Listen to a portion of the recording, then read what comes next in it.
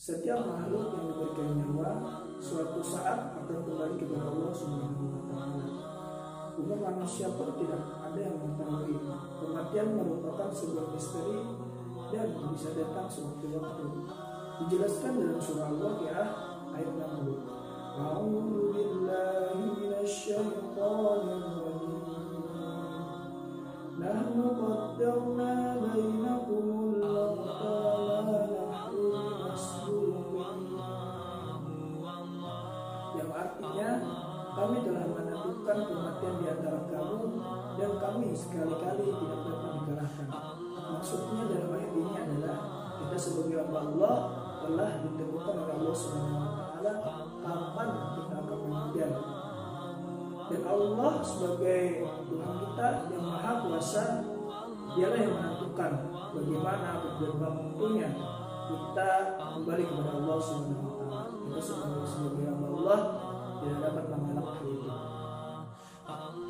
Setiap orang yang meninggal dalam Islam sudah dituliskan aturan, syarat, serta cara dalam mengurus jenazah. Maka dari itu, materi kali ini kita akan membahas mengenai penyelenggaraan jenazah.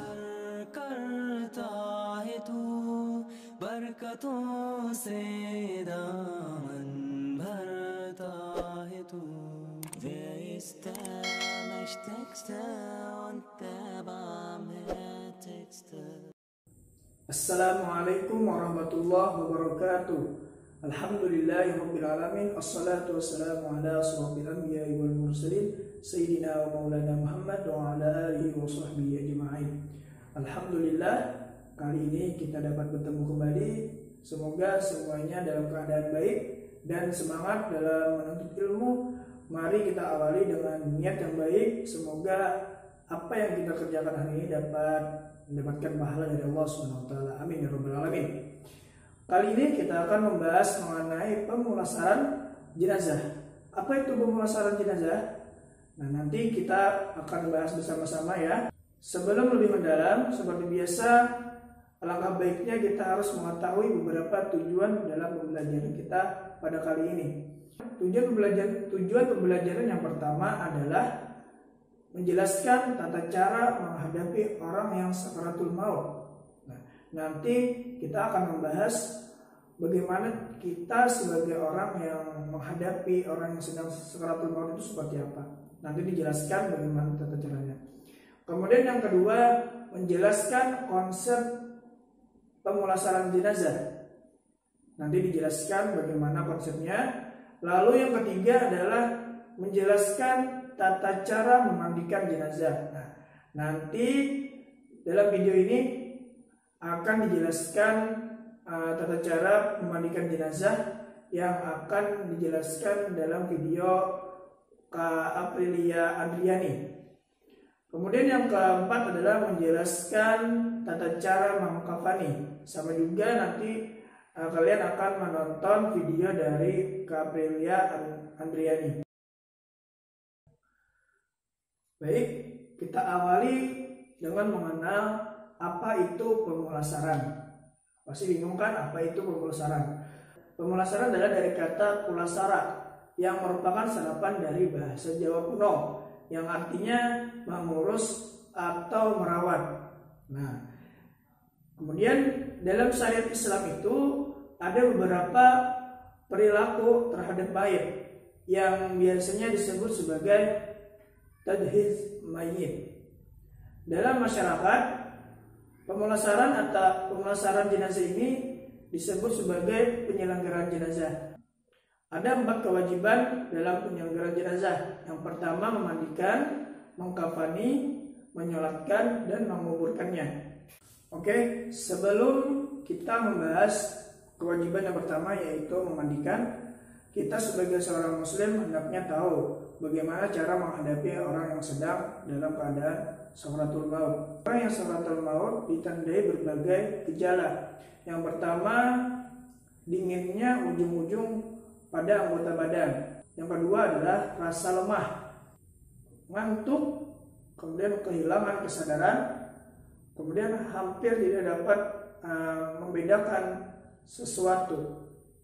Ada beberapa yang perlu kita lakukan ketika menjumpai orang yang baru saja meninggal.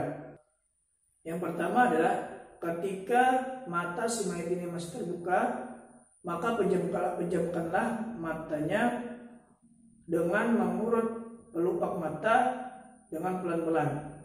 Yang kedua adalah ketika mulut si mayit ini terbuka, katuplah dengan ditali agar tidak kembali terbuka.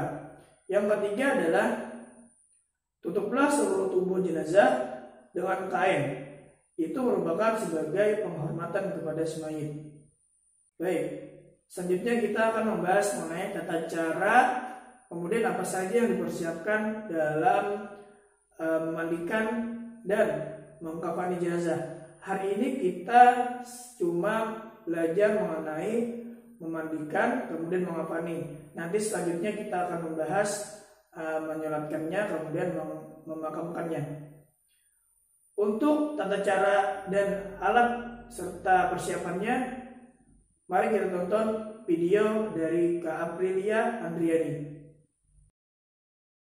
Memandikan jenazah. Siapakah yang memandikannya? Orang yang berhak memandikan jenazah adalah pihak keluarga.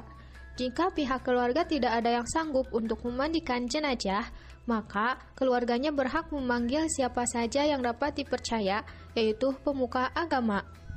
Hal yang harus disiapkan oleh orang yang memandikan jenazah yaitu masker, sarung tangan, celemek, dan sepatu boot. Menyiapkan air dan daun bidara atau sabun di dalam bejana.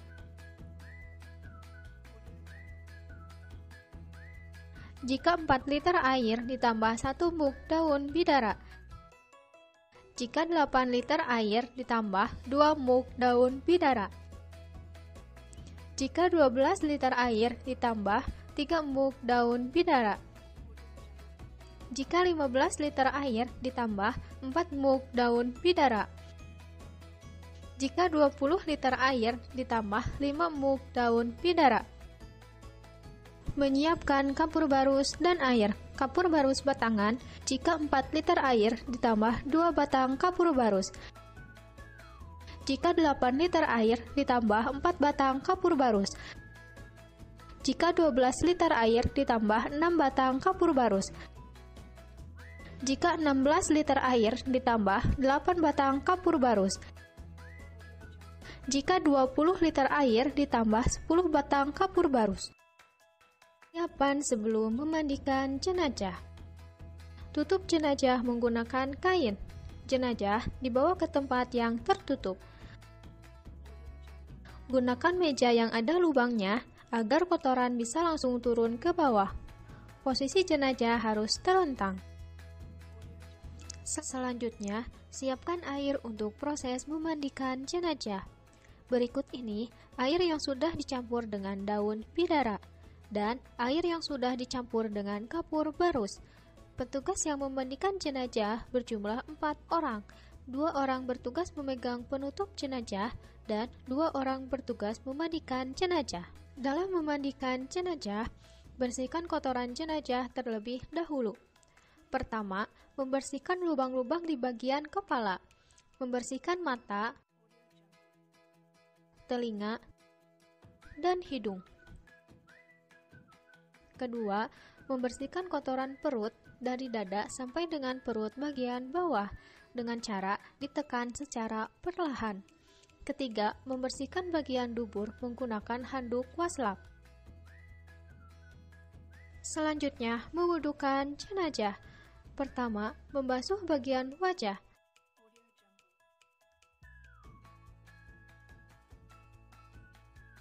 Kedua, mengusap tangan kanan jenazah, kemudian yang kiri. Ketiga, mengusap kepala jenazah. Keempat, membasuh kedua kaki kanan dan kiri. Selanjutnya, memandikan jenazah. Dalam memandikan jenazah, sunnah total siramannya adalah ganjil. menyiram dari bagian kepala secara perlahan dengan hitungan ganjil. Setelah semuanya basah, kemudian disabuni dan dikeramasi. Tubuh jenazah dimiringkan ke kanan, disiram, kemudian disabuni dan digosok. Tubuh jenazah dimiringkan ke kiri, disiram, kemudian disabuni dan digosok.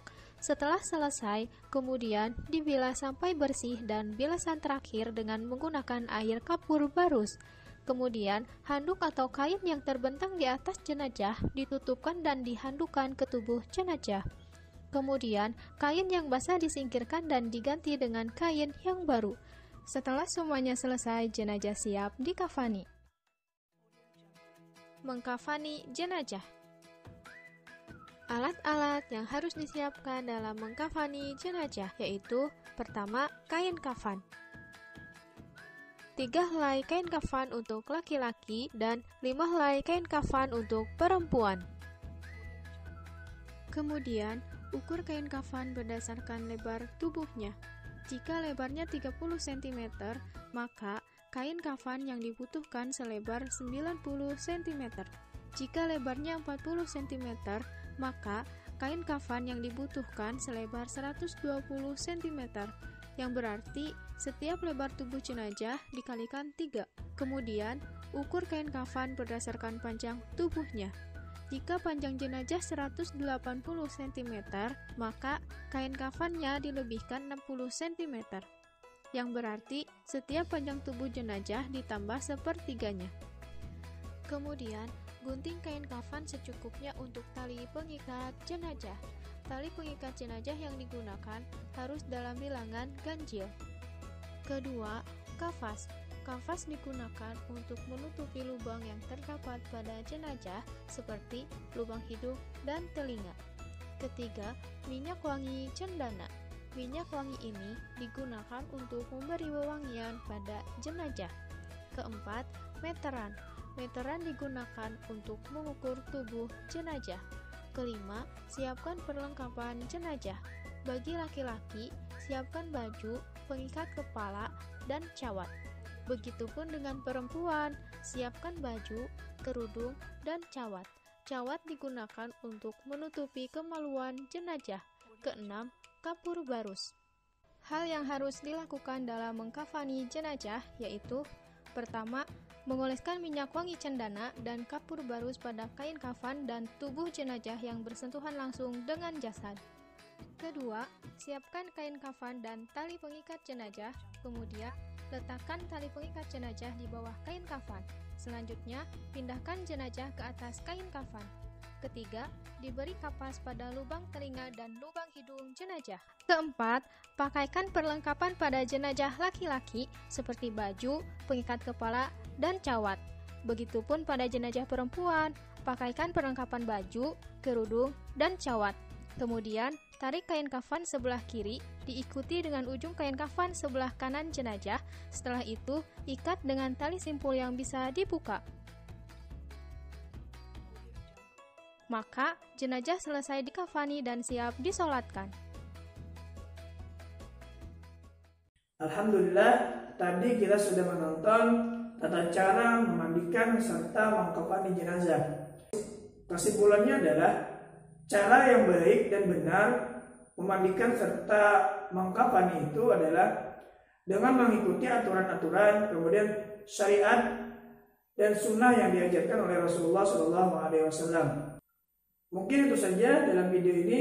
Semoga bermanfaat, semoga dapat dipahami, dan juga semoga semuanya dapat mempraktikkannya ini ya dalam kesehariannya.